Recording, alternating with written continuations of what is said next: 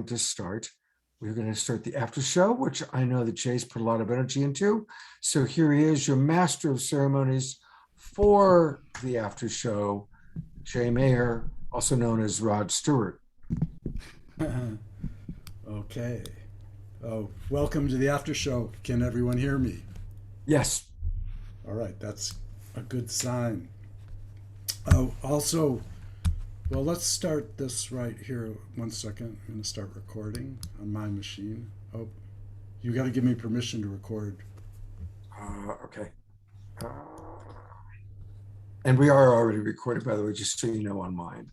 Yeah, There you go. You can record. great. 1 second. Okay, we're recording. So here we go, starting the show.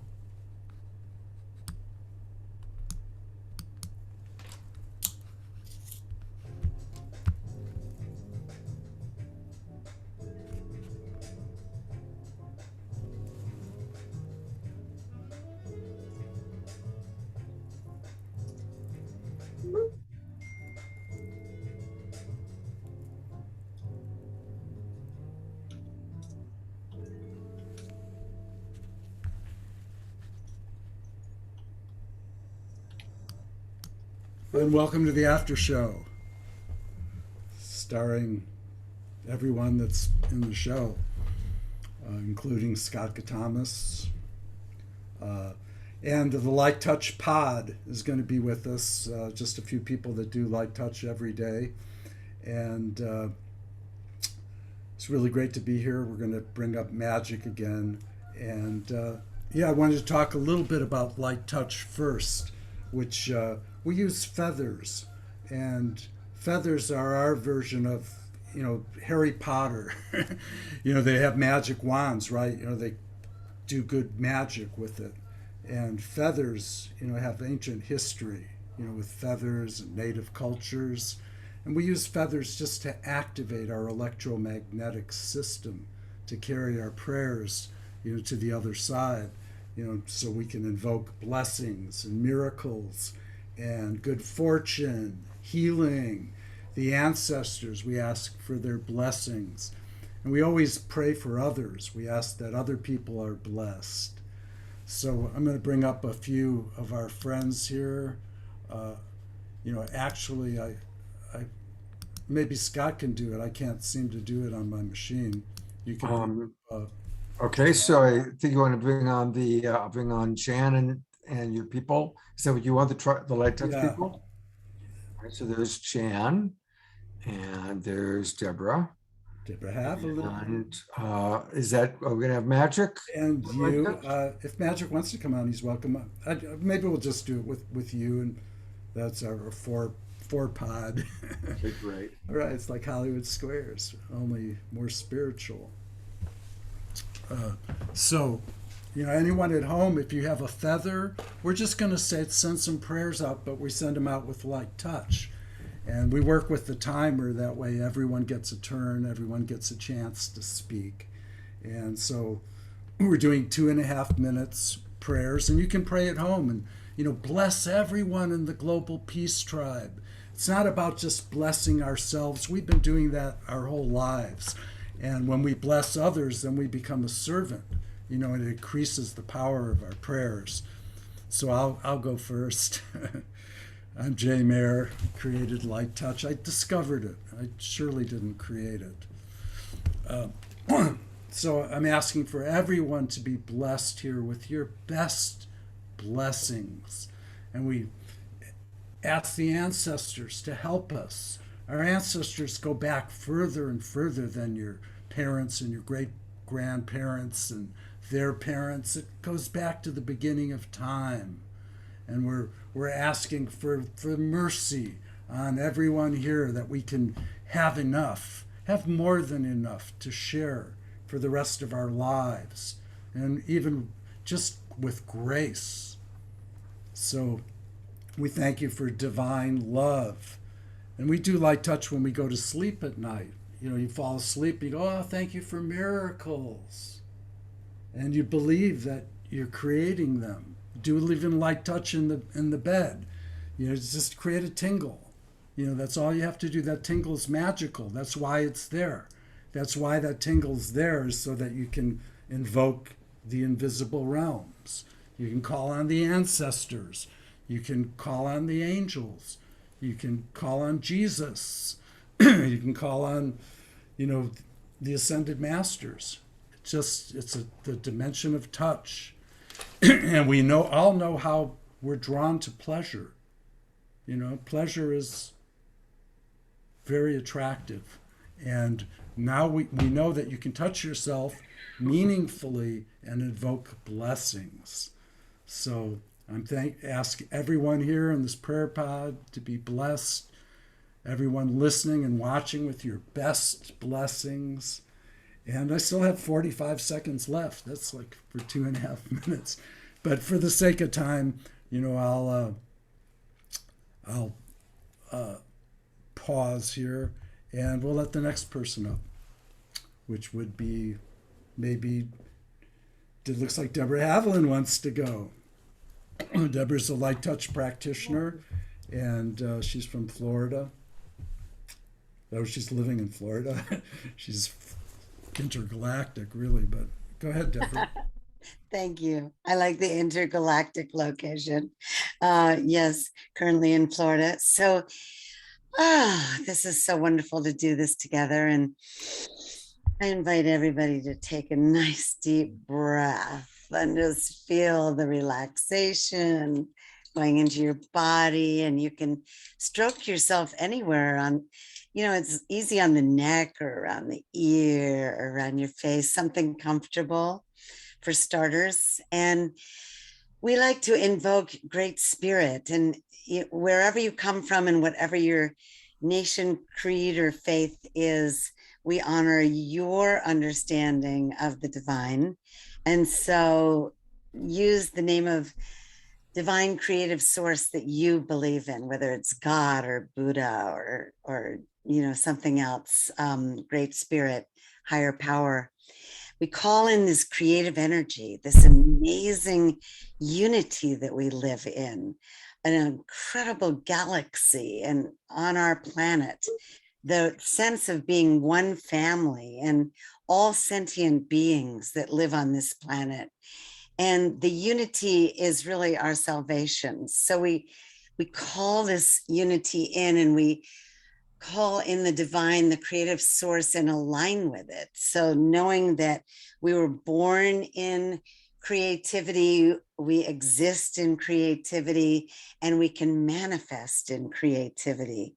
So calling in divine love, the source of all life, calling in meaningful synchronicities. Somebody said that earlier, I think Magic Bernstein. Calling in divine appointments. Oh my gosh. Feeling so much gratitude for the people who help us, our mentors, our coaches, our teachers, our parents, our ancestors, our friends. And to really be able to bow and bend and open our hearts to learn from each other, to accept our diversity, to celebrate our unity. And so we call in these divine appointments that help our work, blessings on our show, gratitude for this amazing Saturday Night Alive, and now the after party with Jay Mayer and Jan Kaplan. And oh my gosh, prayers are so important. So I call in looking and feeling our best, really nurturing our health, our self love, and self care, and feeling all the gratitude, realizing heart is to hear with a T. So we call in hearing through our heart and seeing through our heart and living through our heart, that we understand the inclusiveness and the unity and empathy and compassion. And with this, I say, thank you, thank you, thank you. Blessings to everyone here. Everyone here, blessings on your prayers. Namaste. Thank you, Deborah. And Thank next, I you. guess we'll have the lovely, talented Jan Kaplan. I was waiting to hear the lovely and talented Scott Catamas. But thank you, thank you, thank you, thank you. And every day is a new opportunity to be grateful and not only have our glasses half full, but overflowing. And we give thanks for everything, for all of our challenges, for all of our triggers, for all the little bumps in the road. And so we're just so in amazement of this miracle of life. And so every day really is a miracle. And thank you for this work. Thank you for all the opportunities that come our way. Thank you for all of the amazing community that we get to help create with each other. So we're in deep gratitude for all of that. And every day we say thank you for our angels and our avatars and our ancestors. And so tonight that's especially dear and meaningful for us because they're here with us right now. And we get to really feel the beauty of the love of all of our loved ones as we give thanks and invoke and conjure up positive energy. And we want to send that out also to the global 20. Let's all together just really, with all of our intention, really help send out the unity and the love that we hold dearly here in the circle, and that we want to spiral out into the universe and to reach our leaders of all of our nations to really make the right decisions for the greatest good of all.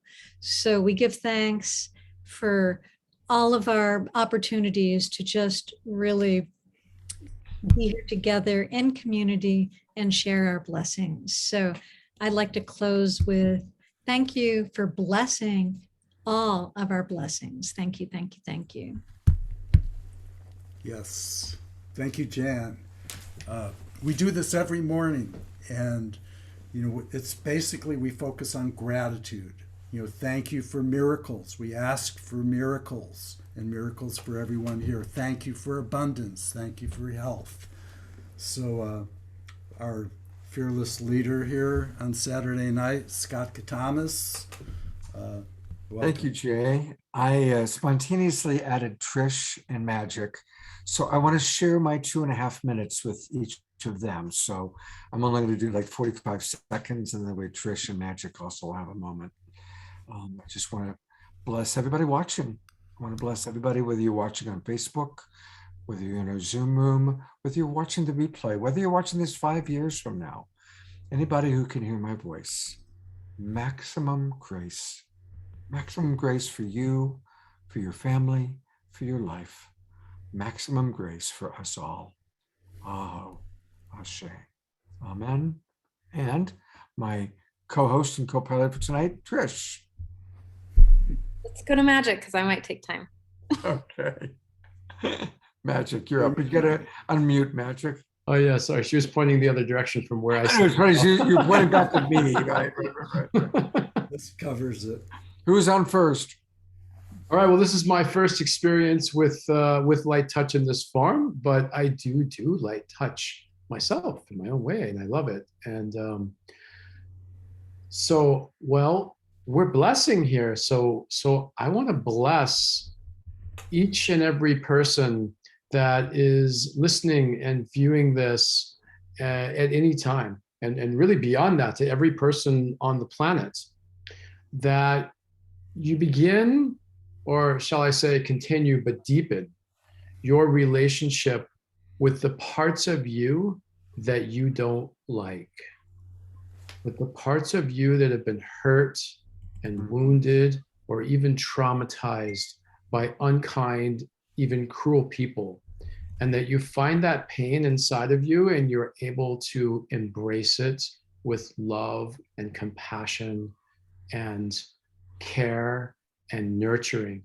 and that you can hold those hurting parts of you like little children who are stuck at the ages that those things happen to you, and just pour unconditional love into them. Not so that necessarily the unconditional love replaces those feelings temporarily with the feeling of love, but that it infuses those feelings with love so that they may heal and resolve and empty and return you to your fullest naturalness of the love that you are, and free you from the illusion that this pain is actually real and actually matters. Thank you. Beautiful. Thank you, Magic. The lovely. I'm using a Kleenex because I don't have a feather, and it looks good. Can I have 2 minutes? Sure. Yes, you may. Father, Mother, God, creator of all that is, divine love, the great mystery, 10,000 thank yous to everyone watching, every person that they're connected to, their ancestors, 15 generations back and 15 generations forward. May this blessing ripple out and heal all lineages of any trauma that keeps them from living in divine joy and grace and bliss. May we all be able to remember the tie and the tether to our highest, most beneficial selves, to our ancestors, to their ancestors, to the traditions that we know and that are woven into our genetics. May we show up in deeper, more loving, honest, direct clarity in this lifetime and in this now moment and the now moment that happens. So it is. 10,000 thank yous to every light touch practitioner and to every person on Saturday Night Alive. Thank you. Thank you.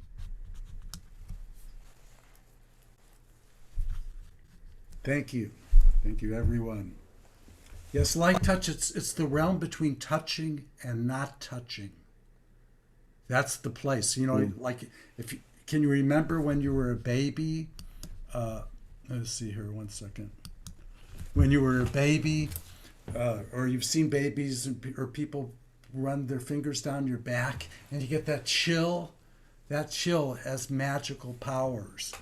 And so now we're going to play a video for you. This was Swing 60s, which is a project that I started with Jan Kaplan, the lovely and talented Jan Kaplan.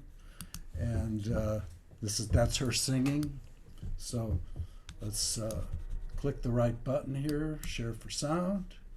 And let's give you a full screen. Grooving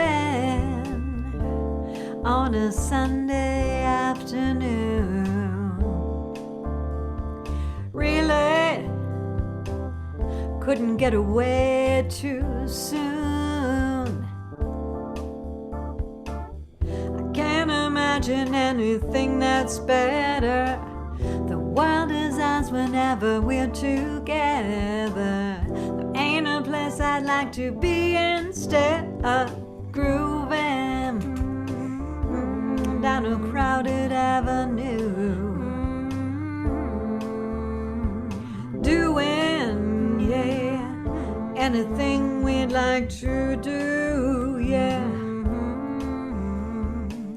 There's always lots of things that we can see. We can be anyone we like to be, and all those happy people we could meet just grooving on a Sunday afternoon. Really couldn't get away too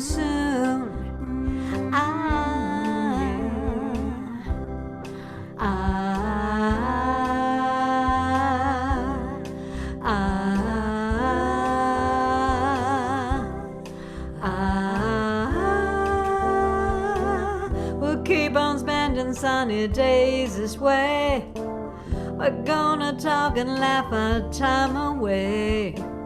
I feel it coming closer day by day. Life would be ecstasy, you and me endlessly grooving on a Sunday afternoon. Really couldn't get away too soon.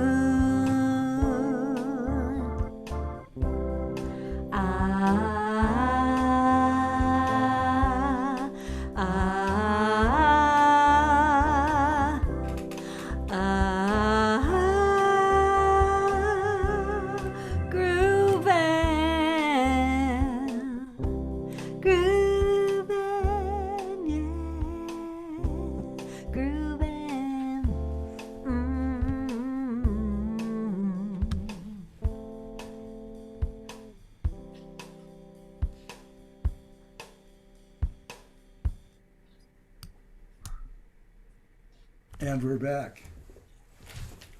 Fun little video. We're going to do Swing 60s and big band Beatles in the after show and play some of our original musics. So we're hoping to be doing a few more after shows before the end of the year, and maybe in another Indigenous show. So also we're going to bring up Brother Magic again, and Scott can pop on if you want. We actually want to have kind of a conversation. The topic of tonight includes taboos. There's like taboos are what's running our life. It's the shadow. It's the things that we don't talk about. We don't mention, our little secret closets. But, there's great power there too when we can turn all that energy around so that we're working together to create magic. And magic is he really opened me up because his work is actually, he works with fear. He addresses fear, and fear is a paralyzing force that we need to reckon with, to really make progress in our lives. So I'm turning over the floor to Magic. Thanks, Jay. Jay and I were having a little brainstorming session the other day, and we talked about this topic of taboo and how, the topic tonight, death, is a taboo topic. It's something that many people are afraid to talk about. In my family, my mom was terrified of death and talking about death, and really wasn't a subject that we could really spend much time on. And it's largely because of fear, but it's also has shame in there and the fear of judgment. And so many things end up being taboo, and so they're not talked about, they're swept under the rug, and then we build up more fear of them and more shame of them. And when I think about taboo and fears and shame, I often think about masturbation, because when I was a kid, I don't know about the listeners here, but when I was a kid, I didn't go into the living room and tell my mom and my dad and my brother that I was going to go into my bedroom and masturbate for a while. And I'd be back out in a little bit, and then, come back out and tell them all about how great my orgasm was. And when I say that, I get the response that I'm seeing from Janice and Deborah, which is laughter. Because it's so preposterous that we would do something like that people laugh when I say that. And yet, why? Why is it so preposterous that something that is as normal and natural to human beings, that it's so incredibly shamed and there's so much fear around it that we have to, like for me, I would go into the bathroom and I would lock the door and I would turn the shower on and I'd pretend like I was taking a shower so nobody knew what I was doing. And then when I, came out, hopefully I wasn't in there too long so nobody knows, And so taboo to me is a doorway. It's a doorway into our shame, our fears, our wounds, our trauma, and ultimately into the potentiality of healing that and to realize what is really our authentic truth. Because often if we have a taboo in our mind, if we're afraid or we have judgment or we have shame about something, it's really pointing us somewhere inside of ourselves where we can find out more about ourselves and what's really causing this. Why is this taboo here? And is it real or is it conditioned? And is it from shame or fear? And maybe there's something that we are into that others might find taboo, but if we can heal that shame and we can heal that fear, we can be more of who we truly are. So I think it's a rich topic. Yeah. I want to chime in for a second, Magic. Thank you for bringing it up. And I want to kind of riff a little bit on what you started with taboo was about death. Mm-hmm. I want to just mention how uncomfortable most people are when they're interacting with someone who's dying, possibly dying, probably dying. And that often people don't want to acknowledge that. And I work a lot with people that are dying.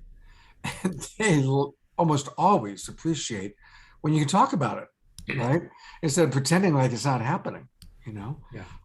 And to be able to joke even about it and to not be so, oh, we can't mention it, we can't say anything about it. And it's like, I just want to say that if you know somebody who's sick, if you know someone who is in the awareness that their life is coming to an end, most of the time they want to be able to talk about it and even laugh a little bit about it and be relaxed. And oftentimes, in order to manage taboo, and Magic kind of touched on this, but what do? We have to look at what's my discomfort, and I have to manage my discomfort in order to be authentic and to be real.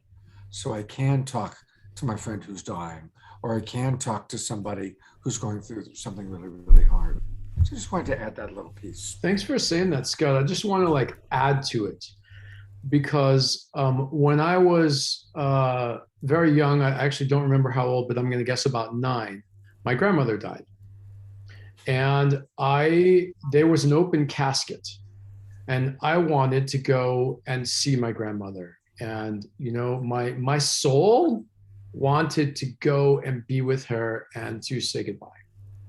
And my mother, who's very afraid of death, said, no, you can't see her. I want you to remember her as she's alive. I wouldn't want you to have that in your memory. You know, that don't go see her. And I wasn't allowed to see her. And that moment had unintended consequences, because it put a wedge between me and death, where I started to think that death is something I have to stay away from, I should avoid, I don't want in my consciousness, I don't want in my psyche. And our relationship to death, it determines our relationship with life. You know, if we have an aversion to death, death comes in many forms. You know, it comes in loss of all forms, you know, relationships and objects, and everything ends, everything dies. And if we are afraid of that and keeping our distance from that, we will not fully participate in life. We won't take risks. We won't open our heart. We won't love. We won't step out and expose ourselves to the possibility of the ultimate death or all the many and smaller deaths that happen along the way. So not only is it important in terms of what you shared, Scott, which I think is beautiful, because I've been around relatives who are terminally ill, and people just won't talk to them about what's really going on and ask them about how they're feeling about dying and what they think about it, and help them be with reality. If we want to wake up in this life, we have to wake up to and in reality. That is waking up. That is psychological health and well-being. And death is reality. And there's so many places where it can show up, and where we can show up, like you mentioned, Scott, and like my story of my grandmother, and so many others, where it really does impact other people's lives as well as the quality of our own lives. So thanks for sharing that, Scott. Yeah, no, thank you. You know, Jay, do you want to come on in? well, earlier I wanted to respond because you were talking about the M word. Call it the M word. Marriage. Are you talking about? Masturbation, right? It's not a good word. It's like a medical word. Whoever invented that probably wore a white coat and it was not having relations with meaningfully in their lives. But those words should be beautiful words that express that. And the truth is that energy that masturbation includes, masturbation is not a spiritual term. I think that's why people find so much offense with it, is that it's not spiritual, but sex can be very spiritual, and love is spiritual. And what light touch is about channeling that energy, using that energy. There's no masturbation. That's not a part of light touch.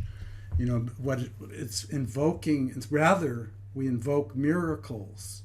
We use that energy, the same energy, instead of like looking for physical body parts. It's actually a false idol.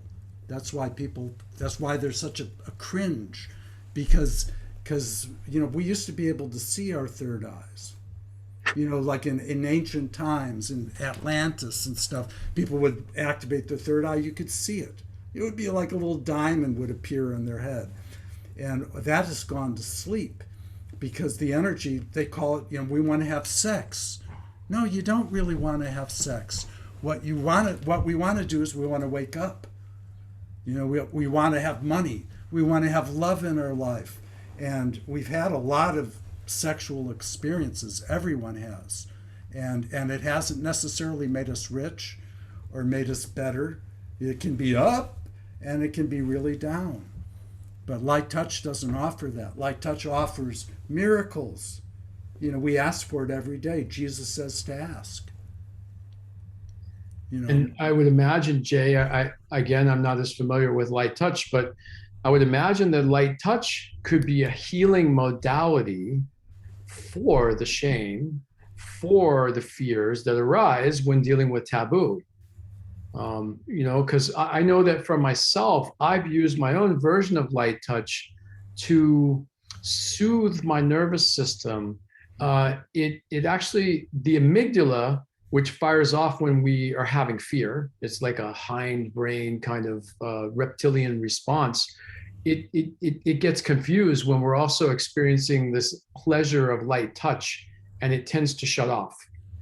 And so if we have found that we have some kind of taboo, some shame, some fears about something, and then we can engage in light touch or some other self-connecting process, then it can heal. And you let me know how deep you want to go into the taboo, because I got some taboo stuff I could start to talk about and say that could be quite catalyzing. But I see Deborah wants to say something. Well, I just wanted to say, because I went into the spiritual path and then really into the healing arts. And so I've always been a massage therapist, and I was massaging, other people a lot, and yet really learning how to massage ourselves. And there are ways, so relating it to self-pleasuring, masturbation is one term. It was accepted in a certain historical context. And yet now I've studied a lot of Tantra, and I know people choose new words for everything, body parts and, self-pleasuring or making love with yourself. And certainly light touch starts with really learning how to just touch ourselves lovingly and gently in safe places, as a prayer pod, where you can feel really comfortable with it, and generating, the tingles, as Jay said, the tingles. I know when I speak truth, I'll get tingles all down my whole body. It's a confirmation that spirit is working through me, that I've said something that's true. And for my whole nervous system and psyche and soul that lives in this body to take note. Tony Robbins talks about anchoring, affirmations into your body. So we are anchoring these prayers and invocations in with all this love. And then as you develop it in the prayer pod, it's one context. Then when you take it into your own private life, you'll discover how you want to touch yourself that's meaningful for you and that supports your highest good, I would say. Yes. Thank you, Deborah. That's like point on. And, it's so beautiful. I've seen people transform their lives that do light touch. And I've seen people not transform their lives that choose not to. I mean, I watched someone and I was like, come and join us, do this. And it's like, nah, I don't want to. And the next thing I know, they're trying to get meds from Kaiser, to deal with their stuff. And it's like, well, and I've told Jan time after time after time after time again, like I notice people that do it, they have favorable results because we're asking. It's not rocket science. We're asking every day. Every time you do light touch, there's a request. Thank you for miracles. And that tingle, you imagine your whole body tingling, not just one cell, but you imagine that you are tingling, you're an antenna, and you guide that tingle to the invisible forces that are attuned. It's a vibration.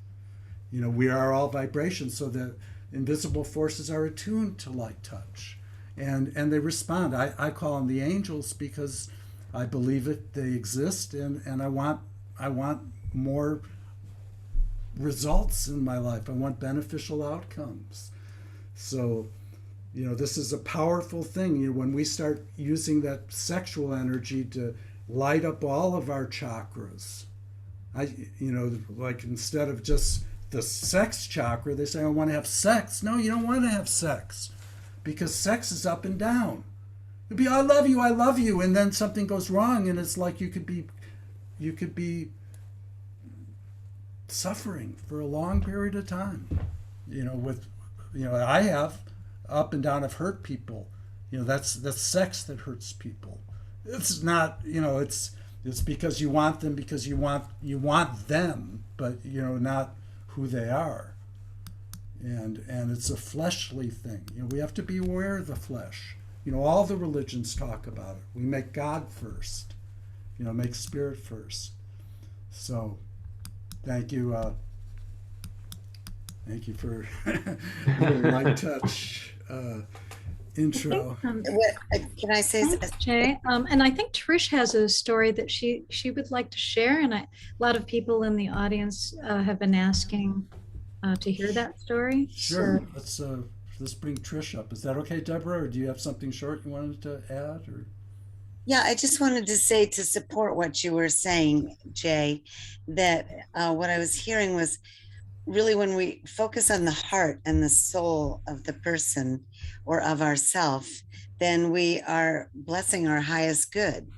So you're basically saying don't get lost in body parts or in more superficial parts of the self, but that we want to go really deep into our heart and our soul and to bless each other, because that's going to take us into the highest states of consciousness and into the unity. So thank you. Yes, and thank you, Deborah. I didn't mean to cut you off there. I was doing a two-shot. That's like Hollywood called it a two-shot. But light touch is the best thing in the world for couples. If you're having a problem with your partner, or sexual problems, sex can create problems. You do light touch. You send blessings. Oh, thank you for blessing my light touch partner. And we bless everyone. Jan and I, every night before we go to sleep, we bless our prayer pod. We bless Deborah and Gary and Scott and Saturday Night Alive. So I'll put the link in there. Anyone who would like to, we're going to start a special group, and I'd like to have hundreds of people, and we all bless each other. And that's when it really gets good. So now we're going to bring up the wonderful and brilliant Trish. I didn't want to say lovely and talented. Here's Trish. So I was really just appreciating how brought up the understanding how death is so taboo. There's so many things that are natural to our bodies, humanity, and that are considered taboo, but are really traditional, like cultural traditions for many cultures. Anyway, there's this one. I want to tell you a story about my friend who some years ago. Her name's Andrea. And if you can just hold whatever image you have of her in your brain. Andrea had cancer, and she was maybe 42, I believe. And I watched her move very quickly in about 8 months from when she found out that she had cancer to when she passed. And I had received a message, a text message, or like a Facebook message, and it said, if you want to see her before she passes, please come. And I got in my car that night and I drove down, and I didn't get to see her that night, but I got to see her in the morning, and I spent about 3 or 4 hours with her. And she had lost a lot of weight. She was very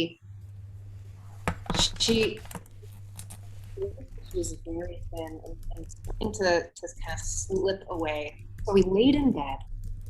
It was me, her mom, and her other friend, and we're all laying in bed having this deep conversation about life and passing and what it looks like to be held and supported. And just to bring this other like sensuality piece in, she looked at me and she goes, ugh, why can't my hospice folks be really hot? She's like, why couldn't they just like massage me? I mean, come on. She's just being really sassy. And I was like, oh, great. So now we're creating Hottie Hospice as like a company. We're just laughing. She's really like, what I saw in her, she was really in her body. And she was really enjoying the pleasure of her body in that moment. Like, I mean, she was in a lot of pain, but she was really enjoying the sensation of it. And I was like, wow, all right. And what really struck with me is that as the evening started to crest, she kind of got really scared. And I knew that it was starting to happen, and you know, the melatonin was starting to mix with her brain waves and all these things. And she kind of got really scared, and my partner came in. And my partner at the time, he looked at her and he's like, oh, you know, my teacher used to tell me that cancer was when you burn off a lot of karma. You don't have to look at this trauma in the next life. And the look on her face went from just holding to just deep relaxation in her body and in her cheeks. Like she just took a breath and relaxed. She smiled at us both, and we walked out. And maybe 2 hours later, she passed in her mother's arms. And it took me, and I still don't even have the exact language for it, but I learned a really valuable lesson, something that changed my relationship to death, that I was actually there with her and was in the space of her. Like she downloaded something in me, in my soul, from that interaction that I've never been able to be like, this is what it is, this is the thing. But it's now every person who passes, there's a certain quality of contentment or of understanding or of being there with that person. And maybe, you know, Magic, you have an understanding of this that you can help me kind of define. But that was a piece that there was one thing specifically. If you know someone is passing, go see them. Like, go just be with them in that place, so that you can be in, like, it is you at the same time. And there is something magic that they can download for you from being between the veil. That's the story I wanted to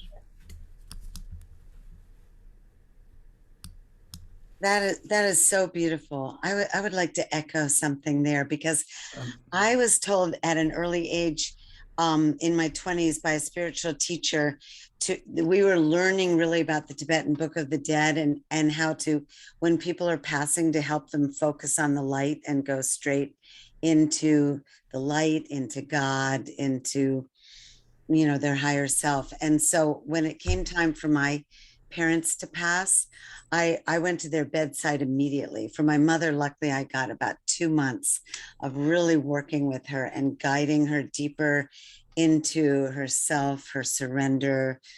So many details. I'm just trying to make it very condensed right now for our timing. But at the end, my brother and I were just guiding her all the way into the light. What my monk TM brother was reading the Bhagavad Gita, and I was holding her hand and saying prayers, and we had sacred music on, and it was like we all went into the light together. And then when we came back, really, and realizing that we just lost our mother, there were many different feelings. I mean, I remember driving back to take care of my father, who was in where the apartment that they had just left, having retired to this place. And I was kind of moaning, this deep moan I'd never heard come out of me, saying, wow, you don't get out of this place alive. Like we do go through this passage, but I do believe in afterlife. And the same thing with my father. When I got to his bedside, he had had his eyes closed for 5 days in the hospital because somebody hadn't told me. And I jumped on a plane, and the minute I got there, his eyes opened up like, thank you for being here. And I literally held his hand for 3 days, guiding him into the light, saying every loving thing that I could ever say. And, thanking him for being my amazing father, and same with my mother, and the music and the prayers, and that we can really guide our loved ones into the light. And it is just profound to do it with them. Profound. Thank you for letting me share. I love that you guys are sharing about being with people who are dying, because this is something that many people are afraid of, because they're afraid of death, and they're afraid of how to react and how to respond, and are they going to say the right thing? They get very tongue-tied, and they're afraid of it. And there is this magic that occurs when someone is dying. There's a portal that opens. It's like the crack between the worlds, that not just the person who is dying is in, but those that are surrounding and guiding and helping and loving the person who is dying are also in that resonant field. And it is a profound opportunity to experience a taste, a foretaste, perhaps, of what death is in all of its beauty and all of its light. And perhaps if you're with someone who's really afraid of dying, to experience their fear of dying, and how that gripping and how that fear can actually stop them from the beautiful transition from one form to the next that's occurring. And if that fear evokes fear in me, then there's an opportunity for me, because one day I'll be there. So, this shows me my own fear and my own places where I'm in some illusion that this form somehow matters ultimately, and that death is somehow the end. And so it can bring me right into what's really present in me and show me myself. It's a very, very powerful mirror to be able to see where we are in the arc of our life, in our relationship to death, in our relationship to our infinite nature, and what we truly are that transcends this physical reality. So there's so much richness in it. So I just want to echo what I hear many of you saying, which is to, please reach out, go sit with people who are dying, be with people who are dying. It's for you, it's for them, it's for everyone, it's for the planet. It is our healing work, it is our spiritual work. And I promise you, if you go in with this attitude and approach, that it will be rich, and it will heal, and it will bring you greater peace. Would love to riff on that for a minute, if I may. I walked my father through his death when I was 22. I walked my mother through her death, lived with her in hospice the last 6 weeks of her life. Was with her as she passed. And of course, was with my wife as she passed in my arms, literally. So I've watched really the three most important people in my life all die. And what everybody is saying is really, really true. If we can go beyond the tragedy story, it's a beautiful experience. It's almost 10 years since my wife passed. Next month will be a 10-year anniversary, and I still miss her terribly. And her last breath was absolutely the greatest moment of my life, because I and the others in the room, there were about a dozen of us in the room when it happened, could feel her liberation. And the sense, the experience of her liberation was so beautiful. It was just awesome because I love her so much. I was so happy for her. So just riffing what everybody's saying, it's really true. It's just like it's an amazing experience to be with a baby being born. It is an amazing experience to be with somebody when they're passing. You know, I think this is so important to realize. A lot of the fear is almost like people think it's wrong. It's the end. It's like, you know, just and so really what you're saying, and I think we've all been agreeing, is that it is a sacred rite of passage that is absolutely part of the divine design.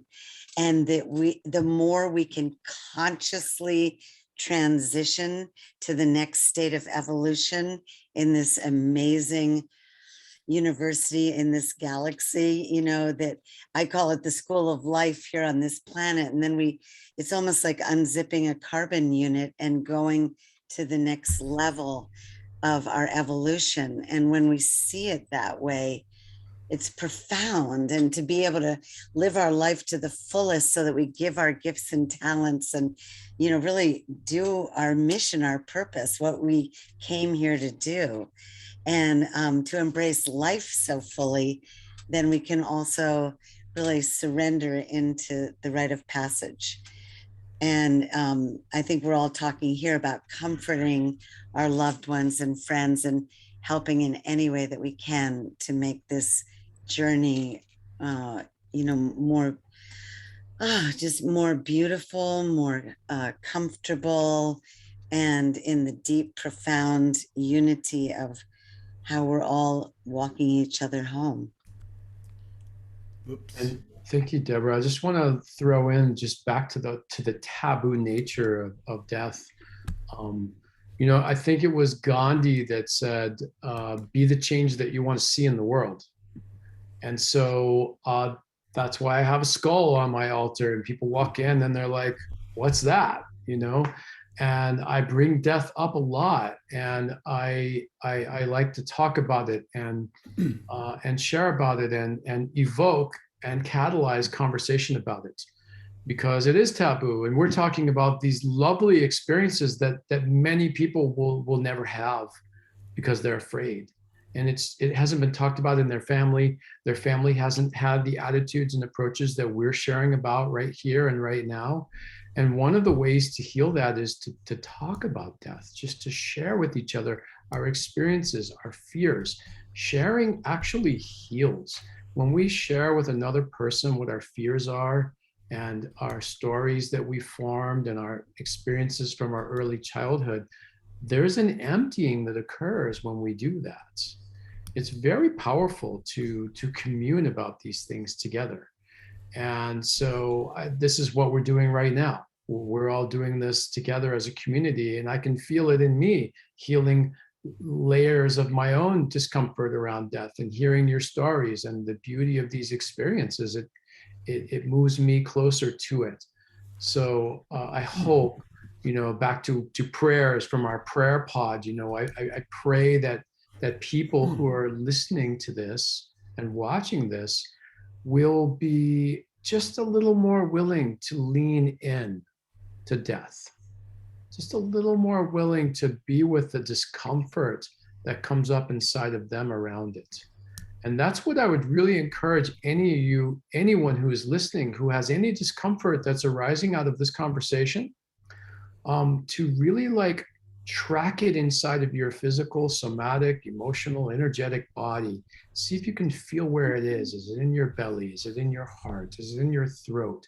You don't have to know what it is or why it's there. In fact, all that story is actually not as important. It's just kind of growing out of the somatic stored wound of separation that is inside of you. And if you just feel that and love that and be with that, you may have memories, you may have things arise, but it will heal it. It will heal your separation from death. And that will change your life and bring you a deep inner peace, because you will know that you are actually what death truly is, which is the end of identity, the temporary egoic state of our identity, of who we think we are, which is not truly who we are. We are emptiness. We are the vastness of all that is. We are awareness itself. And that doesn't come and go. And its thoughts grow out of it and fall back into it, but it's not that. It's much greater. And there's a deep peace in realizing that. And right in the fear or the discomfort that you may have about death is that very peace that's just crusted over with conditioning and fears. And so I invite you to really be with it and see if, even as I talk about this right now, you can feel the melting that can occur by just being present with what is, when what is death and or a fear of death. So amazing. I keep thinking we're talking about the universe, and thank you for sharing all that. It actually took me into a deeper level of appreciation for you and for what you're saying. But it's interesting because when we're alive, if you get smaller and smaller and smaller and smaller and smaller and smaller, times 10 times 10 times 10 times 10 times 10, you're seeing a whole universe of cells.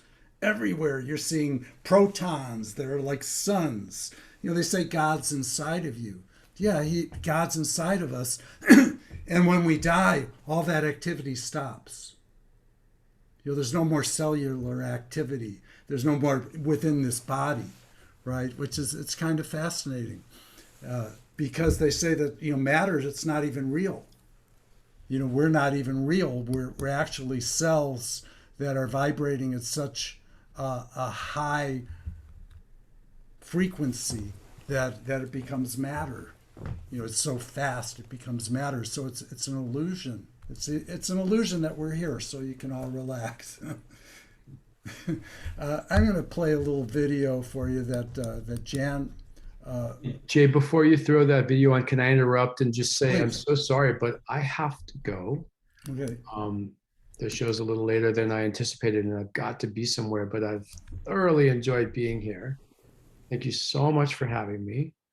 And what a rich, beautiful discussion and contribution that all of you made. I feel really blessed by it.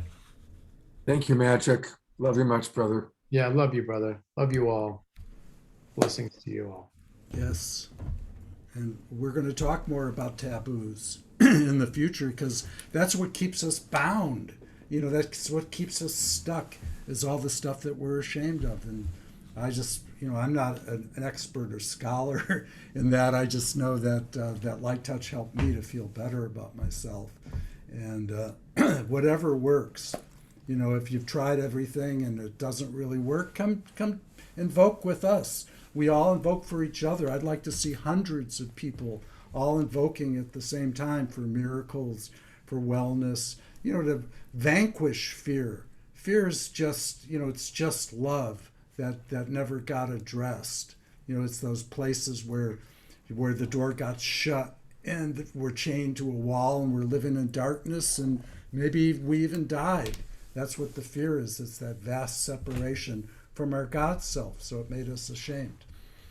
And now, what we've been waiting for, this really nice video that Jan turned me on to. And we have another video after that.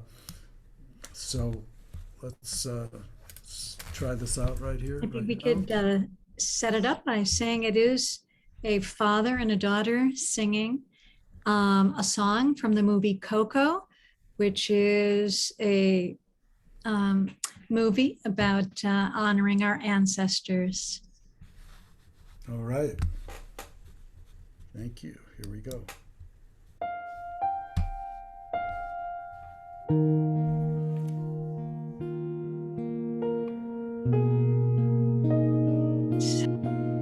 Remember me, though I have to say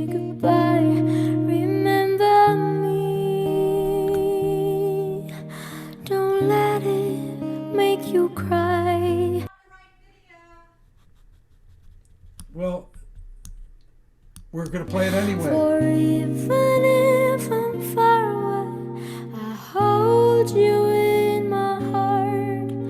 I sing a secret song to you each night we are apart. Remember me, though I have to travel far. Remember me, each time you hear a sad guitar.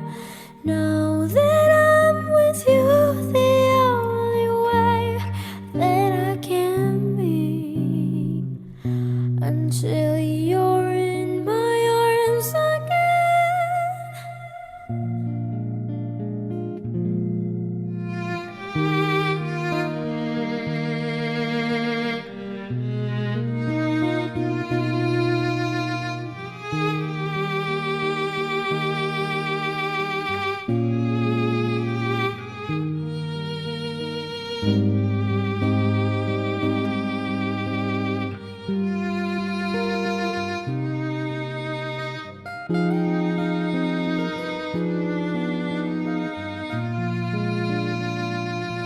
Remember me, though I have to travel far. Remember me, each time you hear a sad guitar. Know that I'm with you the only way that I can be, until you're in my arms again. Remember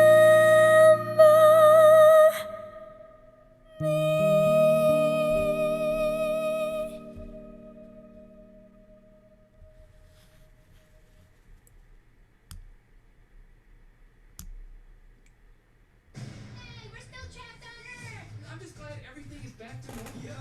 Okay, 1 second here.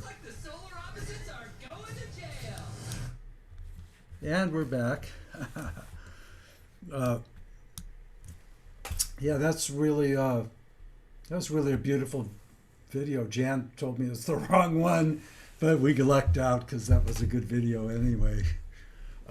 Yeah, I almost like started tearing up there, you know, because you really get it. It's such a thin veil between this world and the next. You know, spirits can just walk through you.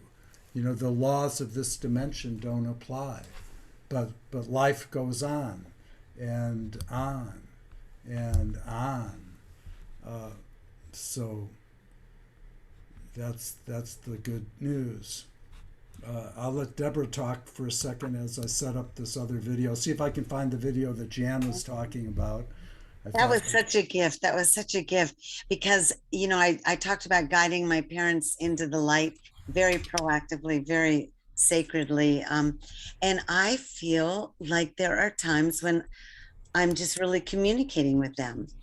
I've allowed myself the comfort of speaking to them, you know, and at first it was almost like, you know, really, where did they go? And, you know, I wasn't sure. And I had always felt like I could communicate with them after they passed. And lately I feel like I'm really believing that there is really life after death, and there are our ancestors somehow in spirit, and there is a communication. And then I read this amazing article today that when a woman is pregnant, the cells of the baby are going between her body and into the baby and into her body and into the baby, where our cells, you know, continue through generations and generations. And just on that level, there's a synchronicity and an affinity and, you know, a cellular DNA connection. But I feel sometimes like my mother is just going like, right on, you're doing it. Go for it. Yes, you go for it. And sometimes I'm just like, thank you, Dad, for your blessings and for how you lived your life and the gifts you gave, and just feeling that gratitude and carrying that with us. I think we all need connection. There's a great person, Ed Hallowell at Harvard University, head of the psychology department, and he wrote a book called Connection. So that connection on so many levels, the more we allow it to be and nurture it and acknowledge it and stretch into our imaginations, I think these connections really help guide us to ask for higher guidance. So thank you. Yes. Well, I popped back on just to add, it's a commandment. The commandment in the Bible, it says, love your mother, your parents, your mother and father. It says to love them. It doesn't say to act out and to respect them. And that's why people suffer, is because we really need to love our parents, because we're here. We need to love ourselves. We need to love where we came from. So this is another important video that I wanted to play just because I like this video. And it's called Send a Prayer by Paul Isaac in Hawaii. And we're going to play this for you. It's 4 minutes. Hope you like it.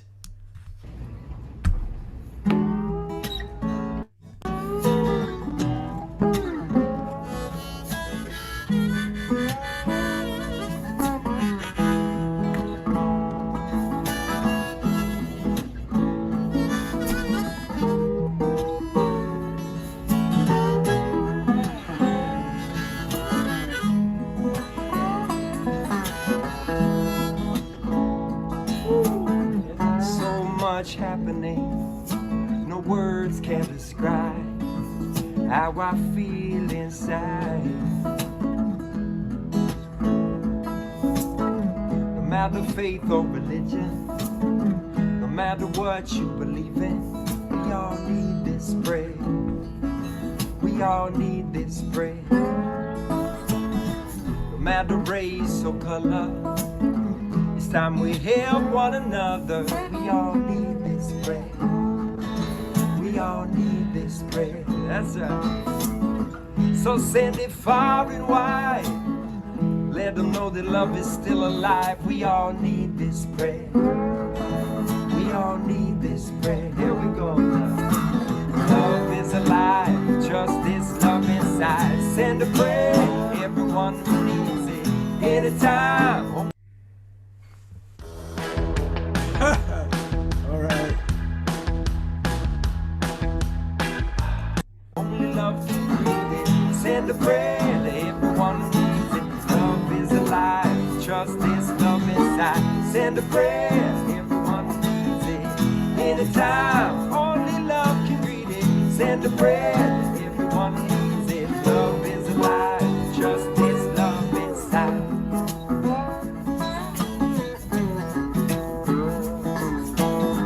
Now is the time in this revolution. Trust yourself, you're part of the solution. Hate, greed, or fear won't stand in our way. We got the vision now. This is why I pray. Do unto others as you want done unto you. Kid the pain, let your peace of mind shine through. Bridge the gap, yeah, bridge the divide. And focus now with love on the inside. Love on the inside, that's right. Love on the inside. Love on the inside. Here we go, because love is alive. Just this love inside. Send a prayer, everyone needs it. Anytime, only love can breathe it. Send a prayer, everyone needs it. Love is alive. Just this love inside. Send a prayer, everyone needs it. Anytime, only love can breathe it. Send a prayer, everyone needs it. Love is alive. Trust this love inside.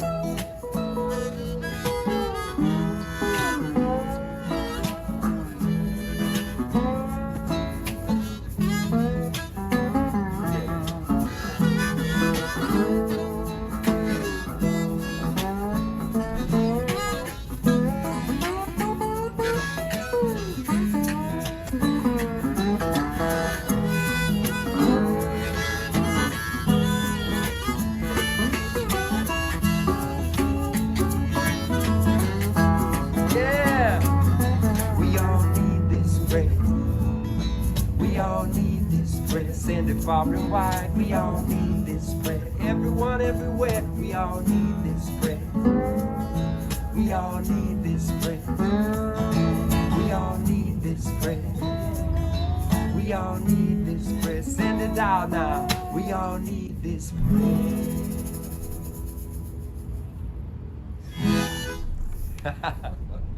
Reed Grimm, Aaron Lips, Paul Isaac. Send the prayer. Yeah. Wasn't that fun? So Denise has been raising her hand. I'm not sure how to bring her on if Scott's around. Are you in the? Are you a panelist here? Are you a participant? I could bring you up to. Let's Is see. she wanting, are you wanting to promote her to panelists? Is Yeah, that- she wants. She'd like to join us for share some. And who is it that's asking for that? Denise. Her last name starts with a V. She was raising her hand. Okay, let me see if I can Thank find you it. all for in the Zoom room for hanging out and staying with us. We don't have a Denise left in the Zoom room. There's not a Denise there. Oh, okay. Daniela, Dorina Joy, Dia, Therese. Do you want to raise your hand again if you're still there, hearing us anywhere? There is another request from Jory Anna saying, let's pray. So maybe Yeah. we do another short round before we wrap it up. It's 12:43 on the East Coast.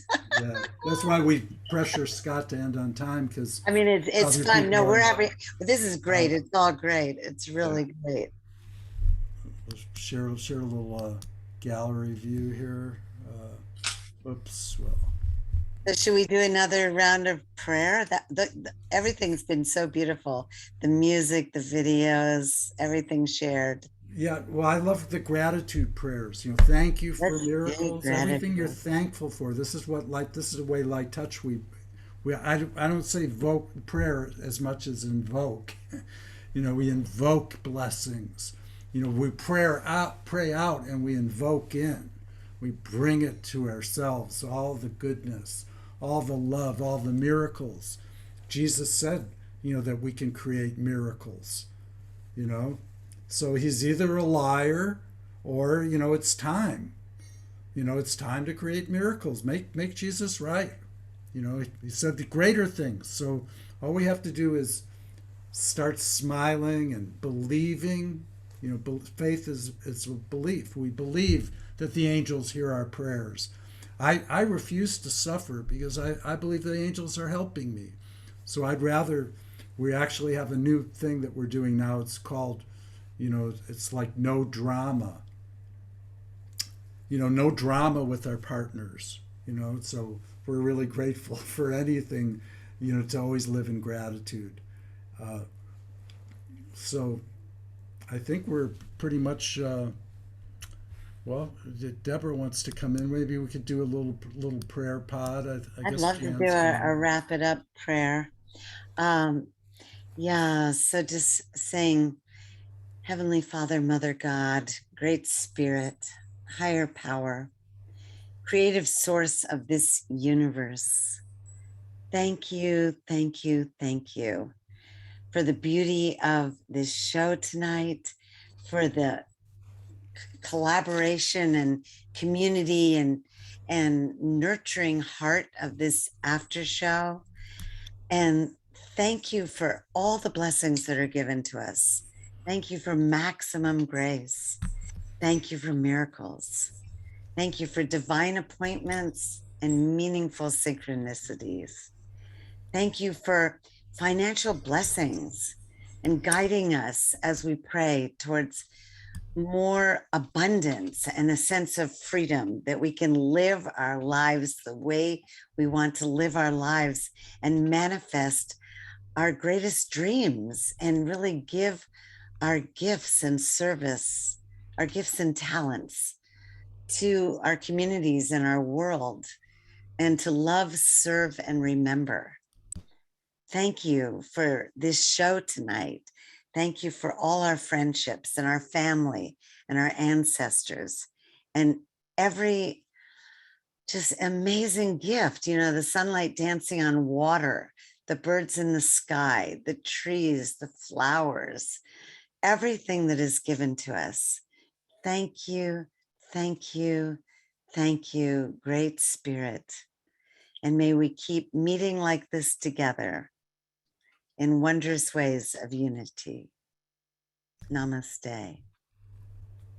Thank you, Deborah. That was perfect. It was really beautiful. And, you know, light touch, it's really about blessing everyone else. You're included when you bless everyone. We're part of everyone. So we bless everyone watching, and even you at home. We bless the whole global peace tribe. You know, may everyone be blessed. Because you'll see when everyone in your life is blessed that you're truly blessed, right? You know, so we're just asking for everyone, even people that are departing. It's the fear of death is the fear that we're not going to be blessed. You know, if you're going to go into a better place in heaven or whatever, what's there to fear? There's no fear. You know, I'm not really afraid. I could go at any time. You know, but you know, I'm just really grateful that I have enough gratitude. You know, I ask for gratitude for all of us. Try that when you pray with your feathers. You know, thank you for miracles. Thank you for money. You know, try like, you know, your first touches instead of foreplay for sex, right? Do light touch and invoke miracles. Notice the difference when you go, oh, thank you for miracles, instead of, you know, what we've done, what we're programmed to do in school. They didn't teach us that we have magical, miracle abilities, that they're there, they're in us, and we can activate them. They're latent and dormant. And Jesus, all the avatars, they're just examples that we have these powers, that they, you know, when they're, you know, with all the energies going down towards sex, you know, that doesn't leave too much for the top, you know, for enlightenment and for, you know, cognizance. We have to be able to hear the spirit and, you know, respond. We respond just by being grateful. Thank you. You know, thank you. I'm so thankful, you know, to have the show and to have Scott Catamas have a show so we could have a show. I'm a patron of Saturday Night Alive, and I'm really glad to be here. And maybe Scott would like to say a word or two and wind us up here. Yeah, I think, thank you, Jay, for a beautiful after show and your support. Thank you, Deborah Haviland, for your prayer and your sharing. Thank you, Trish, also known as Wyatt, for being a wonderful co-host and co-pilot tonight. And most of all, thank you, everybody, for watching. And join us tomorrow morning, Guinevere and Adie Bell on my Sacred Sunday show, and we'll maybe bring some of you on. And Self-Love Show on Thursdays, every Thursday morning, 10 a.m. Do not miss the Self-Love Show. It's a wonderful, wonderful show. When was that? Every what? Every Thursday morning, the Self-Love Show. What time? 10 a.m. Oh, okay. Yeah. So if you're not at Light Touch, then go to the Self-Love Show. That's right, because you could do, you know, if you move Light Touch to 9 a.m., then I could participate more. But by 10 o'clock, I'm always in my meetings with Deborah. So You know, the public ones are going to be at 9 o'clock. yeah. You know, so we're Cool. going to do a 9 o'clock public one. Anyone's welcome. Let us know. Go ahead, Scott. All right, everybody. Thank you very, very much for watching. God's blessings. Have a beautiful evening, and hopefully we'll see all of you tomorrow morning. Good night, everybody. Now, let me save the chat. There we go.